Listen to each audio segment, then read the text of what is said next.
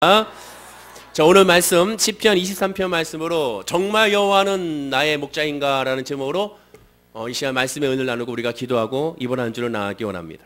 오늘 본문 시편 23편은 누구나 잘 알고 있는 말씀이죠.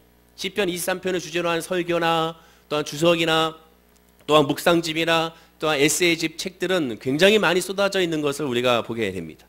또한 성경의 많은 구절 가운데 대부분의 많은 성도님들이 한 번쯤은 다 들었고 또한 입으로 읊조릴 수 있는, 그런 외우지 않아도 읊조릴 수 있는 그런 성경 말씀 구절이 바로 시편 23편인 것을 우리가 확인할 수가 있게 됩니다. 그만큼 시편 23편을 우리가 많이 묵상했고 많이 들었고 많이 적용했고 많이 이 말씀을 가지고 위로받고 힘을 얻은 그런 대표적인 하나님의 말씀인 것을 알게 되는 것이죠. 따라서 이 시편 23편을 통하여 더 이상 새로운 주석이나 더 이상 새로운 설교나 더 이상 새로운 적용은 필요 없다고 해도 과언이 아닐 정도의 말씀이 시편 23편이다라고 할 수가 있습니다.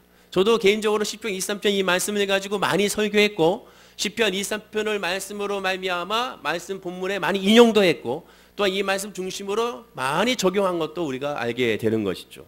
따라서 이 시편 23편은 너무나도 많은 분들에게 불신자조차도 잘 알고 있고 깨닫는 말씀이라 할 수가 있게 될 것입니다.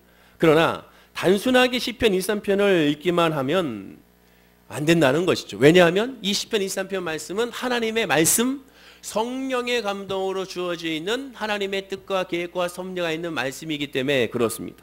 단순하게 시편 23편을 통하여 하나님의 말씀 은혜와 평강이 있어야겠구나 라고 생각해서는 안 된다는 거죠. 이 말씀의 핵심이 무엇인지, 왜 이 말씀을 우리에게 주셨는지, 이 말씀의 배경이 무엇인지를 차근차근 살펴보면서 하나님의 뜻을 발견해야 되는 것이지, 그것을 통하여 내가 원하는 말씀, 내가 위로받고 싶은 말씀, 내가 듣기 좋은 말씀으로만 그쳐서는 안 된다는 겁니다. 즉 본문을 통하여 하나님의 위로와 은혜가 너무 풍성하다 보니까 그 풍성한 여유와 은혜로움에만 그냥 갇혀있는 경우가 너무 많다는 겁니다. 실제로 이 말씀을 가지고 시편 23편 말씀을 가지고 제가 한 분의 전도사님과 한 분의 목사님께 시편 23편 하면 어떤 것이 제일 먼저 떠오릅니까? 라고 질문했더니 제일 먼저 떠오르는 것이 바로 푸른 초장을 우리에게 누이시고 쉴만한 물가로 우리 인도하시는 그러한 은혜의 하나님에 대해서 제일 먼저 적용하고 말씀을 나누는 것을 볼 수가 있었습니다. 즉 푸른 초장을 생각하게 되고 또한 푸른 초장에서 평안한 노래와 고백을 집중하게 된다는 것이죠. 따라서 본문을 적용할 때 대부분들이 언제나 어디서나 무슨 일을 만나도 하나님 우리를 보호해 주실 뿐만 아니라 하나님께서 넘치도록 채우신다고 우리가 적용하고 이해하게 되는 것이고 그렇게 우리가 또한 아멘하게 됩니다. 물론 원칙적으로 그렇게 이해하고 적용하고 해석하고 말씀에 아멘하는 것은 결코 틀리다고 할 수가 없고 당연히 그렇게 해야 됩니다. 그러나 하나님은 분명 저와 여러분에게 이 말씀을 통하여 주고자 하는 메시지가 있다라는 것이고 그러면 그것이 무엇인지를 우리의 입장이 아닌 하나님의 입장에서 한번 살펴봐야 된다는 겁니다.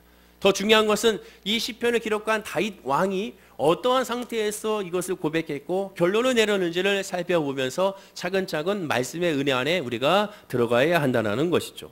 그렇게 봤을 때 오히려 오늘 본문의 말씀을 통해 우리가 깨달아야 될 것은 푸른 초장을 통하여 하나님이 우리에게 주신 은혜와 풍성한 은혜 가운데 잠기는 것이 아니라 오히려 그 반대에 적용해야 되고 반대로 해석해야 한다고 저는 감히 말할 수가 있게 되는 겁니다. 왜 그런지 오늘 말씀을 통하여 한번 우리가 그 하나님의 은혜를 한번 살펴보길 원합니다. 책을 보든 어떠한 글을 보든지 간에 제일 먼저 관심 있게 봐야 될 것은 전체적인 문맥이라고 말씀을 드렸습니다. 제가 계속 말씀드린 것이 성경을 여러분 읽을 때 문맥으로 봐야지 전체적으로 봐야지 구절을 띄어서 보지 말라고 말씀을 드렸죠. 성경 암송 구절을 하는 것도 중요하지만 기왕이면 구절로 암송하지 말고 전체적인 문맥으로 암송하는 것이 좋다고 말씀을 드렸습니다.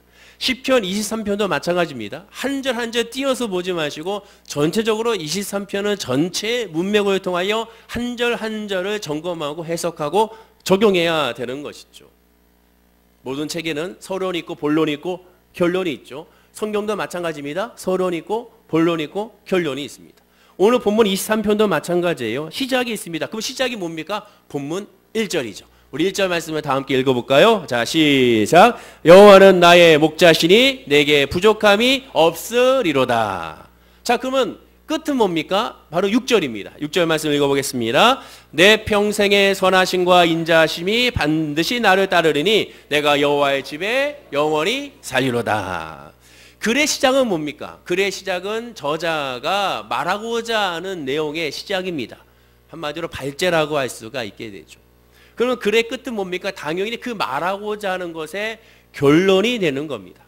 시편 23편의 1절은 이 다윗 왕이 말하고자 하는 것의 시작이라고 할 수 있고, 또한 마지막 9절인 6절은 이 말하고자 하는 것의 결론이라고 할 수가 있게 될 것입니다. 따라서 이 둘을 무시해버리면 아무런 의미를 찾을 수가 없게 되는 것이죠. 그런데 우리는 시편 23편을 묵상 적용하면서 중요하게 생각할 이 시작과 결론 1절과 6절 말씀을 제쳐두고 너무나도 과정이라 할 수 있는 중간 부분인 2절, 3절, 4절, 5절에만 집중하는 것이 아닌가 이렇게 생각해 보게 되는 겁니다. 또는 반대로 해도 문제가 있죠. 머리와 꼬리가 잘려나간 몽통만 들고서 생선이라고 할 수가 없는 것처럼 바로 역시 마찬가지로 너무 1절과 마지막 절에서만 중요시 여기서는 역시 돼서는 안 됩니다. 하나님의 말씀을 다 전체적으로 묵상해 봐야 되는 것이죠. 자, 그러면 그러한 전체적인 문맥에서 우리 1절을 다시 한번 읽어보겠습니다. 자, 1절입니다. 시작. 여호와는 나의 목자시니 내가 부족함이 없으리로다. 여호와는 나의 목자시니 내게 부족함이 없으리로다. 정확하게 어떠한 뜻이 되겠습니까? 아니, 먼저 성도님들이 보통 우리가 어떻게 이해하고 있습니까? 어떻게 적용하고 있습니까? 대부분 제가 물어봤던 사람들의 대부분이 여호와는 나에게 언제나 어디서나 어느 곳에 있든지 어떤 환경에 있든지 늘 나에게 부족함이 없이 은혜로 채워주신다고 이 말씀을 해석하는 경우를 보게 됩니다. 그러나 본문을 가만히 읽어보십시오. 여호와는 나의 목자시니 내게 부족함이 없습니다라고 고백하게 됩니다. 다시 한번 본문과 세밀히 비교해보면 여호와에게는 나에게 언제나 어디서나 좋은 것으로 채워주시는 은혜가 있습니다라고 고백하는 것과 그렇게 해석하는 것과 여호와는 나의 목자시니 내게 부족함이 없습니다 고백은 완전하게 다릅니다. 다른 해석이고 다른 적용이 될 수밖에 없습니다. 방향이 완전히 달라요. 다윗은 자기에게 부족함이 없는 이유는 여호와 하나님이 나의 목자이기 때문이라고 고백합니다. 여호와가 나의 목자이기 때문에 부족함이 없다는 것이지 여호와가 나에게 무언가를 줬기 때문에 부족함이 없다고 고백한 것이 아니라는 것에 여러분들 주목하셔야 되는 겁니다. 하나님만으로 부족함이 없기 때문에 하나님 외에 다른 목자가 필요 없다는 겁니다. 여호와가 나의 목자이기 때문에 다른 것은 필요가 없다는 거예요. 주님이 나에게 주신 것으로 말미암아 은혜를 받았다고 하는 것이 아니라 하나님 자체로 말미암아 은혜 충만하다고 지금 고백하는 겁니다.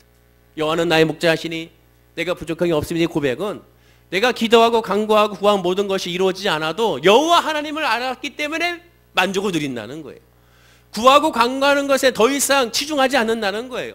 내가 이거를 받아야지, 내가 이것을 얻어야지, 내가 이것을 치료받아야지, 이것이 회복돼야지, 이걸 그랬을 때 내가 은혜를 받겠구나 이렇게 생각하는 것이 아니라 그것과는 이제 상관이 없다라는 고백이 여호와는 나의 목자시니 내가 부족함이 없습니다라는 고백입니다. 하나님만 있으면 된다는 거예요. 그렇다면 하나님의 채워주시는 은혜에 부족함이 없다고 흔히 이해하고 있는 바와는 완전히 사실과 다르다는 겁니다. 완전히 다른 뜻이 되어버려요. 먼저 채워주시는 은혜에 부족함이 없으려면 어떻게 됩니까? 언제나 어디서나 무슨 일을 만나도 은혜가 넘쳐야 됩니다. 물론 맞는 얘기입니다. 하나님의 믿음이 하나님의 자녀는 어디서 무슨 일을 만나도 만사형통합니다. 우리가 찬양을 부르듯이. 그러나 거기서 말하는 만사형통은 뭡니까? 내가 원하는 만사형통이 아니죠. 하나님의 뜻 가운데 있는 만사형통입니다. 우리가 말하는 만사형통은 뭡니까? 다 잘 되는 거예요. 그러나 하나님이 생각하는 잘 되면 우리의 잘 된과는 거리가 있어요. 우리가 눈으로 봤을 때 안 됐을 때 하나님은 그것이 잘 된다고 말할 수가 있고 우리의 눈으로 잘 됐을 때 하나님이 봤을 때 그것이 잘 안 된다고 말할 수가 있게 되는 겁니다. 뭐든지 신앙이나 믿음이나 하나님 중심이지 자기 중심이 아니라는 것을 기억하셔야 되는 겁니다. 쉽게 말해 현실적 고난이 닥쳐서 은혜가 부족하거나 사라진 것 같은 일이 없어야 된다고 생각하는 것이 바로 일반적인 우리의 적용이었습니다.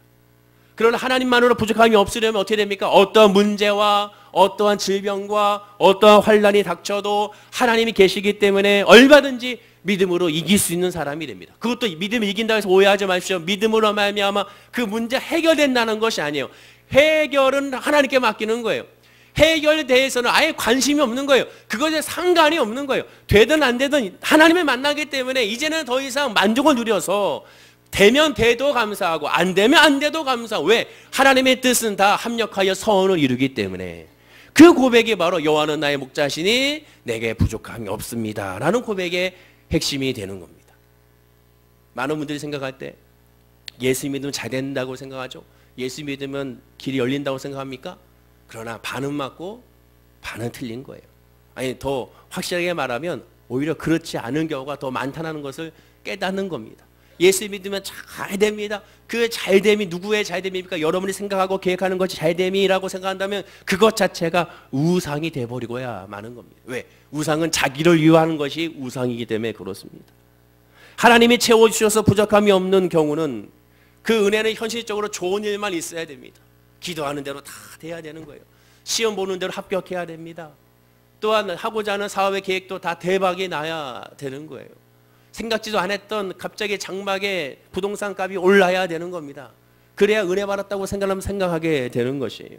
그렇게 되면 어떻게 됩니까? 하나님이 부어주시는 놀라운 축복과 세상의 축복이 동의어가 돼버리고야 말게 되는 겁니다. 그러나 다윗은 그런 고백이 아니에요. 반면에 여호와 하나님만으로 부족함이 없는 경우는 어떻게 됩니까? 하나님인 자체가 은혜이기 때문에 하나님이 이끄실 일이라면 그것조차가 기쁘든 슬프든 모든 것이 감사요, 모든 것이 은혜요, 모든 것이 소망이요, 모든 것이 찬양이 되는 겁니다. 그것이 나에게 아픔이 되든 나에게 상처가 되든 나에게 눈물이 되든 하나님이 허락하셨다면 할렐루야 아멘이 돼야 한다는 거예요. 이것이 바로 믿음이고 이것이 예수 믿는 사람의 고백이 돼야 되는 겁니다. 솔직히 한번 생각해 봅시다. 우리에게 다가오는 일들 가운데 고난이 다가오고 질병이 다가왔을 때 할렐루야 아멘 할 사람이 몇이나 있겠습니까? 그러나 예수 믿는 사람도 할렐루야 아멘 하는 사람이라는 거. 왜? 그것을 보는 것이 아니라 그 위에 역사하시는 하나님을 보기 때문에 그렇습니다. 그래서 제가 늘 강조하잖아요. 세상 사람들 봤을 때 우리는 미친 사람이 될 수밖에 없는 거예요. 왜? 이성적으로는 저 사람 미친 거예요. 이해가 안 되는 거예요. 시험이 다가오고 환난이 다가왔는데 암병이 다가와서 내일 모레 이제는 하나님께 의사에게 사형 선고를 받았는데 할렐루야 아멘 하면서 감사헌금을 낼 수 있는 존재가 누굽니까? 예수를 믿기 때문에 그것이 끝이 아님을, 그것이 아픔이 아님을 알기 때문에 그것으로 말미암아 찬양하고 감사하는 존재가 바로 하나님의 자녀라는 것을 우리가 기억해야 되는 겁니다. 사도 바울의 고백을 봅시다. 고린도전서 15장 10절 말씀인데요. 우리 다 함께 한번 읽어보겠습니다. 시작. 그러나 내가 나 된 것은 하나님의 은혜로 된 것이니 내게 주신 그의 은혜가 헛되지 아니하여 내가 모든 사도보다 더 많이 수고하였으나 내가 한 것이 아니요 오직 나와 함께 하신 하나님의 은혜로라 라고 고백합니다. 사도 바울이 예수님을 만났습니다. 이제 예수님 만났으니 이제 형통하겠구나. 예수님 만났으니 잘 먹고 잘 살겠구나. 그러면 사도 바울이 잘 먹고 잘 살았나요? 그렇지가 않았지 않습니까? 지금 뭐라고 고백합니까? 나의 나된 건 하나님의 은혜다. 그런데 뭐라고 고백하여? 내게 주시는 그의 은혜 헛되지 아니하여 하면서 내가 모든 사도보다 더 뭐했다? 더 많이 수고하였다라고 고백하지 않습니까? 예수 믿으면 편안해야 되지 않아요? 육체적으로 편안하지 않겠습니까? 그러나 성경의 평안함은, 성경의 형통은 육신의 평안함을 먼저 의미하는 것이 아닙니다. 사도 바울은 더 많이 수고했다고 해요. 더 많이 일을 했다는 거, 더 많이 노력했다는 거. 아니, 육신적으로 형통하려면 예수를 안 만나는 것이 형통합니다. 왜? 사도 바울은 바리새인 중에 바리새인이요, 유대인 중에 유대인이요, 로마의 시민권자이기 때문에 그렇습니다. 가만히 있어도 알아서 부귀 영화를 누릴 수 있는 존재가 바로 바울이었어요. 그러나 그가 예수를 만나고 나서 그런 태형을 맞고 죽을 고비를 여러 번 겪고 사람들에게 무시를 당하고 멸시를 당하고 감옥에 갇히고 침을 맞고 그런 존재가 바울이었습니다. 모든 사람보다 수고했다고 말할 정도의 바울의 모습이었습니다. 그랬던 그가 고백하는 거 오직 하나죠. 모든 것이 은혜다라고 고백합니다. 그럼 그 은혜가 어디에서 오는 겁니까? 세상에서 오는 것이 아니라 하나님과의 관계 가운데 주어진 하나님을 깨달았더니, 예수를 깨달았더니 내 마음 가운데 기쁨이 넘치고 감사가 넘치고 소망이 넘침을 고백하는 거예요. 그것이 예배가 되어야 되고 그것이 우리의 기도가 되어야 되는 겁니다. 지금 여러분들이 물질적으로 충만하기 때문에 마음이 평안하고 기쁜 것이, 그것이 진짜 기쁨이 아니에요. 그것은 거짓의 기쁨이에요. 진짜 기쁨은 바로 하나님을 만났기 때문에 주어진 기쁨이 돼야 돼요.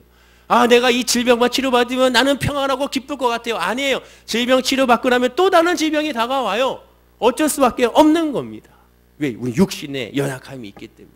그러나 그 상황 가운데 하나님의 은혜가 있고 하나님이 계심을 알고 삶의 주관자가 내가 아니요 주님을 깨닫는 순간, 이것조차도 하나님의 허락하신 역사라는 것을 깨닫는 순간, 하나님께서 우리를 불꽃 같은 눈동자로 지키시고 우리를 보호하시며 우리를 인도하신다는 걸 깨닫는 순간, 그 모든 질병의 아픔과 상처와 어려움에서, 사업과 직장의 어려움에서, 관계의 어려움에서 흔들리지 아니하고 그럼에도 불구하고 할렐루야 아멘 하면서 하나님을 찬양할 수가 있는 믿음의 사람이 될 수가 있게 되는 겁니다. 왜? 여호와가 나의 목자임을 깨달았기 때문에. 오늘 2절 말씀 볼까요? 자, 2절 말씀입니다. 시작. 그가 나를 푸른 풀밭에 누이시며 쉴만한 물가로 인도하신도다. 여호와가 나의 목자시고 하나님이 계시기 때문에 만족함을 누리게 되니까 그가 뭐라고 고백합니까? 하나님이 나를 풀밭에 누이신다고 고백합니다. 풀밭에 누인다는 것은요, 자기가 누는 것이 아니에요. 그가 나를 누이신다고 해요. 즉 누임을 당한 거예요. 하나님이 아니면 누울 수가 없는 거예요. 하나님이 아니면 풀밭에 갈 수가 없는 거예요. 처음부터 끝까지 다 하나님의 주관 안에 있으면 그가 고백합니다. 왜 그렇게 고백합니까? 여호와가 나의 목자시니까. 내가 하는 것이 아니라는 거예요. 여러분의 사업자 여러분 거 아니에요. 직장 여러분의 직장이 아닙니다. 가정도 마찬가지. 여러분의 자녀가 아니에요. 다 하나님께서 우리에게 준 청지기의 삶으로 우리에게 주어진 하나님의 은혜임을 고백해야 됩니다. 그럼 어떻게 됩니까? 주인의 뜻을 물어야죠. 어떻게 묻습니까? 예배로 묻는 거예요. 기도로 묻는 거예요. 말씀으로 그 물음에 답을 받는 거예요. 그리고 그 답을 받음으로 말미암아 마음의 평안함을 가지고 믿음으로 나아가는 겁니다. 이것이 믿음이고 이것이 신앙생활이 되는 거예요. 특별히 여기에 쉴만한 물거리 인도하신다고 합니다. 쉴만한이라고 표현했어요. 쉴만함이 뭡니까? 그전에는 도무지 쉴 수가 없었다는 거예요. 쉬고 싶어도 쉴 수가 없는 상황 가운데 쉴만한 물가로 나를 인도했다. 즉 쉬는 것도 그 평안함도 하나님이 주셔야 된다는 거예요. 아, 나 이제 쉬어야지. 아니에요. 하나님이 주셔야 쉴 수가 있다는 그 이 쉼이 뭡니까? 육신의 쉼을 말하는 것이 아니에요. 영적인 쉼은 하나님이 주셔야 되는 거예요. 예수 그리스도의 복음은 하나님께서 복음의 은혜로 주셔야 깨달을 수가 있는 것이지 인간의 노력으로 될 수 있는 것이 아니라고 성경은 분명히 말씀하고 있지 않습니까? 하나님이 주신 선물이라고 말씀한 이유가 바로 여기 있는 겁니다. 환난이 겹치고 힘들고 지치는 성도를 하나님은 물가로 인도하신다고 해요. 푸른 풀밭에 누이시며 하나님이 그를 눕게 만들어주시고 그를 쉬게 해주신다고 말씀합니다. 우리가 쉽게 이해하듯이 여호와가 주시는 은혜에 부족함이 없으려면 항상 풀밭에 거해야 됩니다. 항상 푸른 초장에 있어야 돼요. 항상 아름다운 자연 환경에 있어야 돼요. 거기에는 아무런 폭풍우가 없어야 돼요. 아무런 고통과 상처가 없어야 돼요. 그러나 하나님의 믿음의 신앙은 오히려 그 반대라는 것을 기억하셔야 됩니다. 폭풍우가 밀려오고 고통이 밀려오고 아픔과 상처가 밀려오는 그것이 신앙생활이라는 것을 알아야 돼요. 누가 예수 믿으면 잘 된다고 합니까? 누가 예수 믿으면 아픔과 고통과 상처가 없다고 합니까? 아니에요. 여러 가지 많은 아픔과 고통과 상처가 오히려 더 많이 다가올 거예요. 그러나 하나님이 계시김을 알기 때문에 그것으로 이제는 흔들리지 않는 거예요. 예전에는 사람 말 한마디에 휩쓸렸고 어떤 환경 가운데 눌렸다면 이제는 그렇지가 않은 겁니다. 이번에 여러분들의 은혜로 제가 휴가를 잘 갔다 왔는데 완도에 처갓집에 항상 가지 않습니까? 갔는데 태풍이 왔어요. 태풍이 와가지고 아무것도 못했어요. 할렐루야죠. 그 모든 것이 은혜지 않습니까? 태풍이 오니까 해는 떴어요. 해는 떴는데 바다 낚시를 못 가요. 왜? 태풍 때문에 준비해서 다 배를 다 끄집어 올렸어요. 해는 ጨ졌는데 바다는 잔잔한데 배는 다 나갈 수가 없어요. 못 나가게 하는 거예요. 그러니까 태풍이 온다니까 뭐 합니까? 태풍 준비를 해야 되는 거예요. 햇빛은 쨍쨍 모래알은 반짝하는데 그때 이제 태풍 준비를 하는 겁니다. 집을 꽁꽁 싸매야 되는 거예요. 왜? 태풍의 비바람은 어떻게 됩니까? 위에서 아래로 내리는 것이 아니라 옆으로도 오고 또 얘가 폼을 쏘는 그려서 왜? 바람 때문에. 바람이 워낙 세니까. 얼마나 이번에 태풍의 바람이 센지 세상에 천정에 들락하고 전기가 왔다 갔다 하고 막 그러더라고요. 섬에 있는 사람들은 아마 다 아실 겁니다. 태풍의 위력이 얼마나 세고 무서운 건지 아실 거예요. 자연공간은 어떻습니까? 자연공간이라는 것이 그때 말씀드린 것처럼 한 달을 못 가죠. 저런 주택에 살면 그 주변에 있는 환경을 한 달이면 그 생활에서 그 환경은 보이지 않아요. 제가 일산에 살았을 때 호수공원 옆에 살았어요. 일산 호수공원. 그 호수공원 잘 갈 것 같죠? 거의 안 갔어요. 호수공원에. 사람이라는 존재가 막 그런 존재인 겁니다. 아무리 형통하고 평안하더라도 그러나 그것으로 말미암아 사람은 만족을 누리지 못해요. 성경에 말하는 평안은 그것을 말하는 것이 아닙니다. 진짜 평안은 폭풍우가 밀려오는 태풍이 몰려오는 그 상황 가운데 하나님의 보호하심으로 말미암아 평안한 거예요. 폭풍과 밀어치고 창문이 깨질 것 같은 소리가 들려고 천정이 드석설했어도 집안에 있어서 가족과 함께 있으면서 오손도손 라면을 끓여 먹으면서 웃을 수 있는 거, 이것이 평안입니다. 세상에서 말하는 평안과 성경에 말하는 평안은 완전히 다른 거예요. 우리 본문 3절 말씀 한번 볼까요? 자, 3절 말씀입니다. 시작. 내 영혼을 소생시키시고 자기 이름을 위하여 의의 길로 인도하시는도다. 여기서 아주 중요한 말씀이 있습니다. 여기서 놀라운 복음의 역사가 나타나는데, 다윗은요, 내 영혼을 소생시킨다고 고백합니다. 여러분, 소생이 뭡니까? 소생이라는 것은 되살날소에 나의 생자를 쓰지 않습니까? 한마디로 죽지 않으면 소생이라는 단어가 사용할 수가 없어요. 다윗은 지금 고백하는 겁니다. 나는 죽었다가 살아났다고 고백합니다. 즉 소생은 죽어야 하고 죽지 않으면 소생이 아니고, 즉 그 전에 죽어 있어야 비로소 죽음의 방부된 상태에 있어야 소생하게 됐다고 고백하는 다윗의 고백을 우리가 깨달을 수가 있는 거예요. 그러므로 시편 23편의 고백은 평안과 자유와 소망을 고백하는 것이 아니라 원수가 바로 눈앞에서 모든 수단과 방법을 동원하여 죽이려 드는 그런 상황에, 도무지 그에 맞서 힘이 전혀 없는 상황에, 그래서 사망의 음침한 골짜기로 죽음을 앞두고 있는 그 상황 가운데 미뤄졌을 때, 고난과 환난이 엎치고 덮친 격으로 있었던 그 상황 가운데 그때 고백한 것이 바로 시편 23편의 고백이 되는 겁니다. 가만히 시편 23편 묵상해 보면 다윗의 고백을 통하여 다윗의 절절한 상황을 우리가 이해하고 깨달을 수가 있는 거예요. 단순하게 평화를 누리라는 것이 아니라 힘들고 어려운 그 상황, 육신적인 그 눈에 보이는 상황 가운데 봤을 때 도저히 기뻐할 수가 없고 도저히 감사할 수 없고 도저히 찬양할 수 없는 그 상황을 노래하는 것이 바로 시편 23편의 이 시편의 고백이 되는 겁니다. 그런데 이 시편에는 우리가 예상과 기대와 믿음과는 달리 넘치는 축복이 기록되어 있지는 않습니다. 성도의 삶 전체에 물이 전혀 부족하지 푸른 초장이 아니고 정반대임을 고백하는 거예요. 그래서 이 시편의 고백은 축복을 많이 받는 자나 현재보다 더 풍성해질 것을 기대하는 성도가 부를 노래가 아니라 오히려 그 반대입니다. 절망을 넘어서 죽음의 문턱에 이르렀던 사람, 하나님의 건져주심으로 겨우 숨을 쉴 수 있는 정도의 그러한 하나님만 바라보고 사모하는 사람, 주님의 은혜가 아니면 나는 살아갈 수 없다고 고백하는 사람, 그런 사람이 하나님 만났을 때 나오는 터지는 그런 고백과 간증이 시편 23편의 고백이 됩니다. 쉴만하이라는 의미를 다시 정확히 한번 새겨보시기 바라요. 이제야 비로소 쉬게 되었다는 거예요. 이제야 비로소 쉬었다는 거예요. 이제야 비로소. 지금 아시안게임이 이루어지고 있는데 아시안게임 보세요. 권투 경기 같은 경우 1라운드가 3분이지 않습니까? 3분 동안 아주 열심히 싸워요. 3분이라는 시간이 굉장히 짧은 시간이지만 선수들 입장에서는 지치는 시간이지 않습니까? 허헉거리잖아요. 그러면 그 선수들에게 어떤 것을 기대합니까? 빨리 공치기를 기다리죠. 그럼 공수가 나가면 그들의 표정을 보세요. 지쳤다가도 공치는 순간에 자기 자리로 돌아갈 때 그때 잠깐 앉아서 헐떡거리는 것이 바로 쉴만한이라는 그 시간이라고 할 수가 있는 거예요.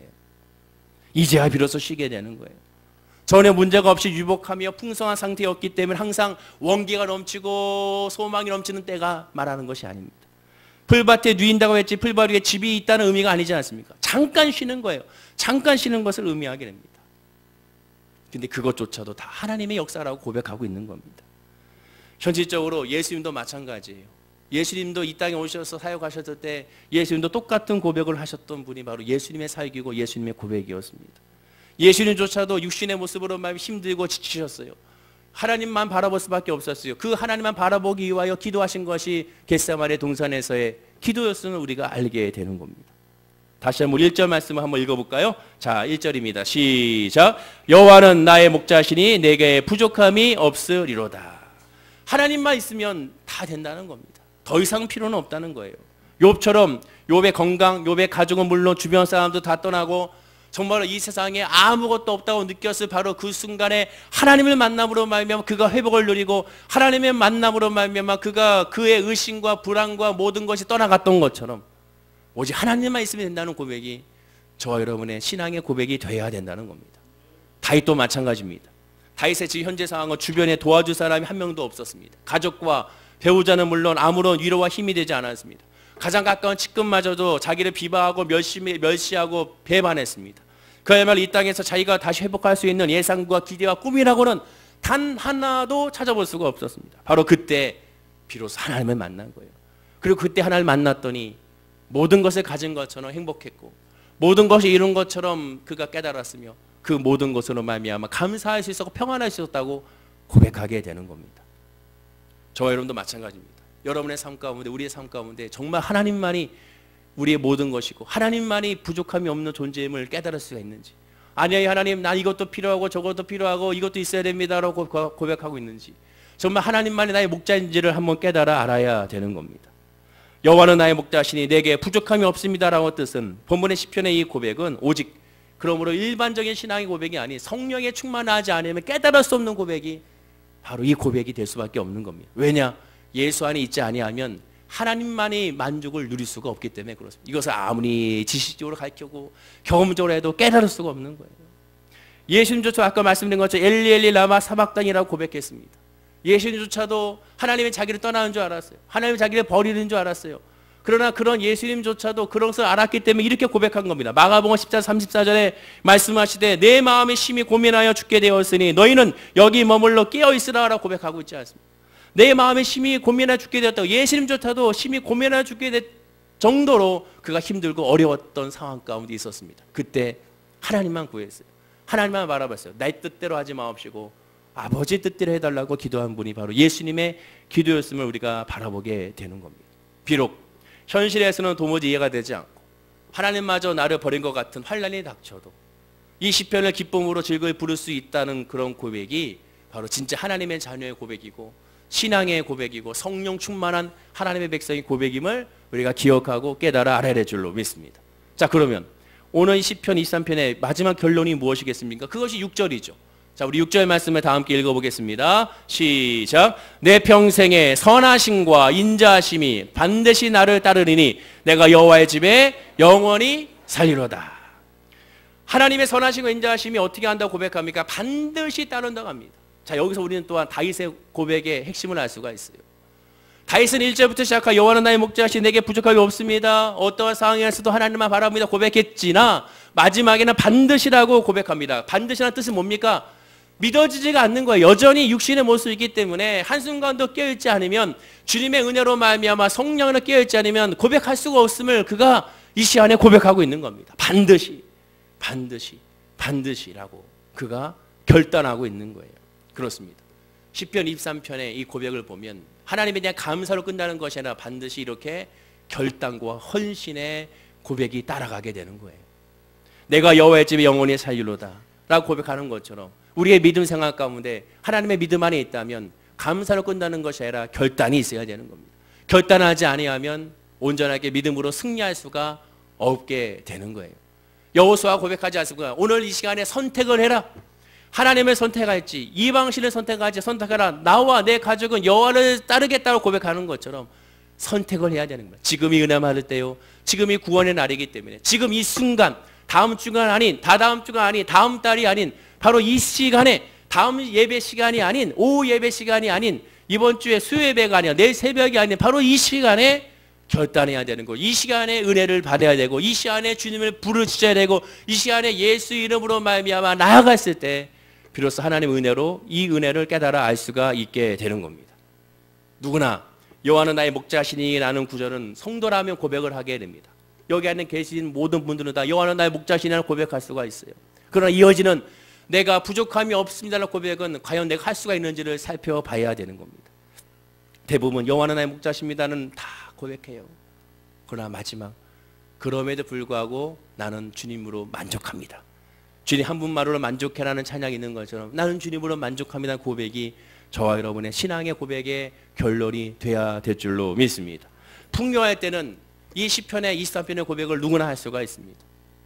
누구나 다 감사할 수 있어요. 누구나 다 찬양할 수 있어요. 마치 출애굽기에서 출애굽기 15장에서 이스라엘 백성 출애굽하고 나서 그들이 누가 시키지 않아도 미리 모세의 누이였던 미리암과 그의 모든 이스라엘 백성 속고치면서 여호와 하나님을 찬양했던 것처럼 뭔가 잘 되면, 뭔가 내 눈에 보이면, 뭔가 내가 원하는 것이 이루어지면 누구나 다 감사할 수가 있습니다.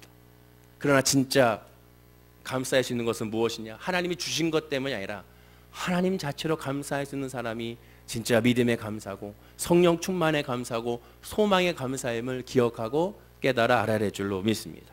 오늘 말씀을 통해 한번 생각해 보십시오. 정말 여호와가 나의 목자인가? 정말 여호와가 나의 목자인가?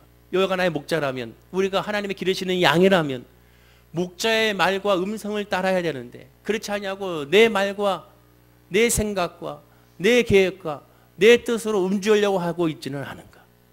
목자가 나의 하나님이라면 하나님의 뜻을 구하고 하나님의 방법을 구하고 하나님의 때를 구하고 하나님의 은혜를 구해야 되는데 그렇지 아니하고 여전히 내 방법을 구하고 내 때를 구하고 내 소망을 구하고 있지는 않은가? 우리가 한번 점검해 봐야 되는 겁니다. 그 더 중요한 거, 진짜 평안이 어디서 오는가? 나의 기쁨이 어디에서 오는가? 하나님께로부터 오는가? 삶에서 오는가? 내 자녀에게서 오는가? 물질에서 오는가? 내 직장과 사업에서 오는가? 아니 하나님께로 오는가? 우리가 점검해보고 기도해 봐야 될 줄로 믿습니다. 시편 23편의 핵심은 오직 여호와밖에 없다는 겁니다. 예수 믿는 사람은 예수가 전부여야 됩니다. 요새 매스컴에서 나오는 한 교회가 있지 않습니까? 이단 사이비로 빠져서 400여 명의 그런 안타까운 성도님들이 거기서 헤어나오지 못하고 있는 상황을 보게 됩니다. 왜 그렇습니까? 결국 하나입니다. 예수를 전하지 아니하고 여호와 하나님을 바라보지 아니하고 여호와 하나님 예수가 주는 것에 목적을 갖기 때문에 이단 사이비가 생기게 되는 거예요. 다른 것이 아닙니다. 예수가 먼저고 하나님이 먼저가 되는 겁니다. 그리고 나머지 모든 것들은 2차적이고 부수적인 거예요. 오늘 이 시간도 마찬가지입니다. 예배를 통하여 무엇을 원하십니까? 예수를 만나기 원하셔야 됩니다. 하나님을 만나기 원하셔야 됩니다. 기도할 때 주님을 만나기 원하셔야 됩니다. 하나님을 만나기 원하셔야 됩니다. 그리고 나서 나머진 것에 승리할 수가 있게 되는 것입니다. 사랑하는 우리 월계수 목회 3부 예배드리는 모든 성도님들 다 여호와는 나의 목자시니 내가 부족함이 없습니다는 그런 고백이 늘 삶 가운데 있기를 간절히 축원을 드립니다. 주님만 바라보면 여러분들이 구하고 간구하는 모든 어려움과 아픔과 상처들 여러분들이 구하지 않아도 예수님이 말씀한 것처럼 하나님이 다 아시기 때문에 하나님의 때에 따라서 인도하게 될 것입니다. 그러니 걱정하지 말고 주님만 바라봅시다. 주님만 의지합시다. 예수만 부르짖읍시다. 그러면 하나님의 놀라운 은혜 역사가 우리에게 임하게 될 줄로 믿습니다. 기도하겠습니다. 아버지 하나님, 여호와는 나의 목자시니 내가 부족함이 없습니다라는 고백이, 이 다윗의 고백이 우리의 고백이 될 줄로 믿습니다. 하나님이 주셨기 때문에 감사하고 찬양하고 따르는 것이 아니라 하나님 자체가 나의 목자이기 때문에 하나님을 따르고 하나님을 부르짖고 하나님께 간구할 수 있는 은혜가 우리에게 있게 하여 주시옵소서. 우리의 삶을 바라보면 부족한 것 투성입니다. 연약한 것 투성이고 회복해야 될 것 투성입니다. 그러나 이 모든 것들 내려놓고 하나님께 맡기고 먼저 하나님을 구하고 하나님의 믿음을 회복하고 하나님의 믿음으로 승리할 수 있는 은혜가 우리 모든 성도님들의 믿음의 은혜가 될 수 있도록 인도하여 주시옵소서. 오늘 예배를 통하여 예수를 구하게 하시고 성령 받게 하여 주시사 그 믿음으로 이번 한 주 승리하게 하여 주옵소서. 감사드리며 예수님의 이름으로 기도드립니다. 아멘.